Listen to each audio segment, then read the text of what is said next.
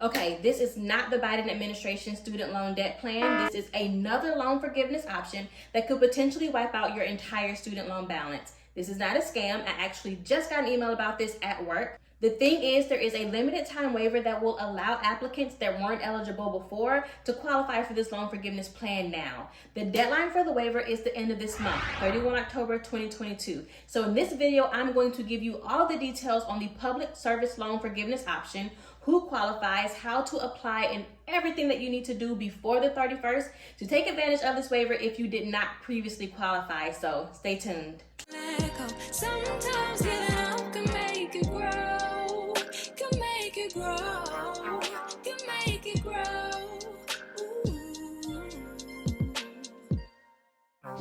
Hey guys, time's wasting, like literally. So I'll introduce myself in a second, but let's just get right into this. The Public Service Loan Forgiveness Program, also known as PSLF, provides forgiveness of the remaining balance on direct loans after applicants have made 120 qualifying monthly payments.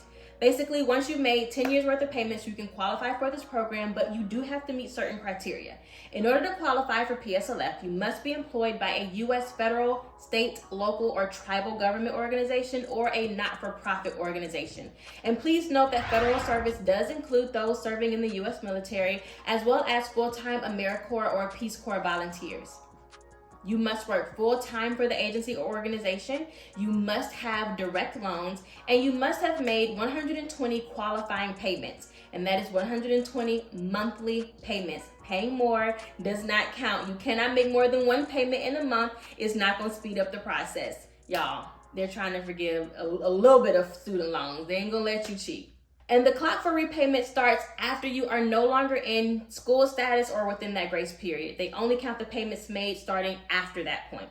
And those payments must have been made under an income-driven repayment plan after October 1st, 2007, because that's when PSLF was initiated.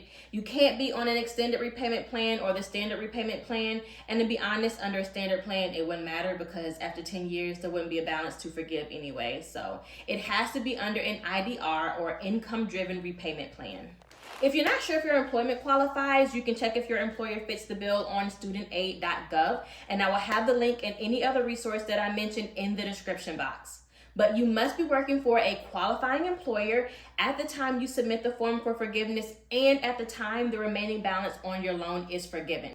Oh, and get this, as long as one day of your employment falls within a period that your employer was determined to be eligible, you're in the clear. Even if they weren't eligible for the entire period that you entered. So let's say you worked for an agency for a year, but they were only qualified for 6 months of that year, you can still use that year towards PSLF. What would make an agency eligible and then not eligible or vice versa? I don't know. And I really don't care. As long as they were eligible for a day, that's all that matters. Go get your loans forgiven. You are considered full-time as long as you either work your job's definition of full-time or 30 hours per week, whichever is greater. For parents who took out PLUS loans who want to apply for loan forgiveness with PSLF, it is your employment information that will be used to qualify you, not the child that you took the loan out for. So if you have a PLUS loan, but your child is a public service worker, I don't think that's gonna work. And a qualifying payment is a payment that you made after October 1st of 2007 for the full amount due no longer than 15 days after the due date. If you meet all of these criteria, then you could very well have any balance left on your student loans forgiven. I know it's a lot, but guess what? It's some good news coming, so just stay tuned. Good news one, the suspended payments during COVID-19 count towards PSLF. So if you have a direct loan and work full-time for a qualifying employer, then you will receive credit toward PSLF for the time that they suspended payments on federal student loans. And the other good news is that for a limited time only, if you don't meet all those criteria, you can still apply. Under the new rules, the prior period of repayment will qualify regardless of the loan program, the repayment plan, or whether you made the payment in full or on time. So, not on the income-driven plan? Who cares? There's a waiver for that. You didn't make your payments on time? It don't even matter, because there's a waiver for that. Got the wrong type federal loan? It can be consolidated, because there's a waiver for that. The only thing that doesn't change is that you have to work for a qualifying employer full-time, and the payments had to have been made after October 1st of 2007. Other than that, you have until the 31st to apply and still qualify even if you don't meet all of the criteria. This is something that I would hop on because it works. Real life people are reporting that they are having their balances clear, like for real, for real. The biggest thing is before the waiver, loans from FFEL, the Federal Family Education Loan Program, and the Federal Perkins Loan Program were not eligible for PSLF. But until October 31st, you can apply and qualify. So if your employment is eligible, all you have to do is consolidate your FFEL and or Perkins loans into a direct consolidation loan by October 31st of 2022. You can do this on studentaid.gov website, and again, I will have the exact link in the description box. Check the description box. It only takes about 30 minutes to do it, and you have to do it in one sitting. So have your FSA ID, personal information, and financial information ready. And this next part is very important because as long as your consolidation application is submitted online through the studentaid.gov website by 11:59 Eastern Time on the 31st of October, you will still receive the benefits of the limited waiver. As long as you use the help tool on or before October 31st and the review is pending, you will still receive the benefits of the limited waiver. If you simply generate a PSLF form by October 31st of 2022, if it is eventually approved, you will still receive the benefits of the PSLF waiver. So it is not too late.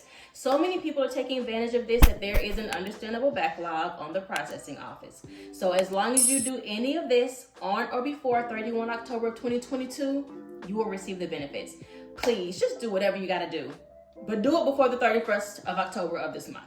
What's the rush? Besides not qualifying, if you wait and let the waiver expire, then do not consolidate your student loans. What this does is restart the clock. So any payment that you made before you consolidated will no longer count towards PSLF. Consolidate before the waiver expires, you're good. But if you consolidate on or after November 1st, the clock will be restarted because the original PSLF criteria will be right back in effect. I will have the exact link to the PSLF help tool in the description box because I want y'all to get this. And there's a help tool ninja with even more information and questions answered. And that link will be in the description box as well. And please feel free to ask me any questions. I will help you. I really will. It's a lot of information, so I can understand if you get confused. Which reminds me, even if you're within 10 years, but you're not done with your 120 qualifying payments, PSLF is not going anywhere. Apparently, it's been around since 2007. I just didn't know it, but it's been there. But now that I do know, I'm letting y'all know. The only thing that's time limited is the waiver that is allowing people who wouldn't normally qualify to be eligible for the loan forgiveness. So you can still use the PSLF help tool to check and see if your employer qualifies. You can certify your employment each year if you're working towards PSLF, and you can apply for forgiveness once you've met all of your requirements through the help tool and generate the PSLF form to sign and submit. And pro tip, if you are working towards PSLF, then go in there and certify your employment each year as you work toward it. That way, when it's time to apply, that will already be done. But I think I've covered everything that I needed to hit. Loan forgiveness is not taxable, so you won't owe taxes on the balance that is forgiven. If you are working towards PSLF, remember higher payments and extra payments do not help you speed up the process. And work with your HR team to help you with certifying your employment. They're there for a reason. Use them. But if there's anything that I missed, I know any of the resources that I either put on the screen or in the description box will help. Like I said, I'm here to answer any of your questions. Oh, by the way, hi guys, I'm Mia. Welcome to my channel where I reveal the financial education that we all need, but clearly not all of us are fortunate enough to receive. So leave me a comment below with any of your questions. Find and follow me on Instagram at Mia_reveals_YT. You can email me, contact@miareveals.com, and you can also contact me via my website. Everything is literally in the description box because I am here for you. So subscribe, like, share, all of that, and go get your loans forgiven so we can start focusing on more important things like investing and saving and all that other good stuff. Until the next time.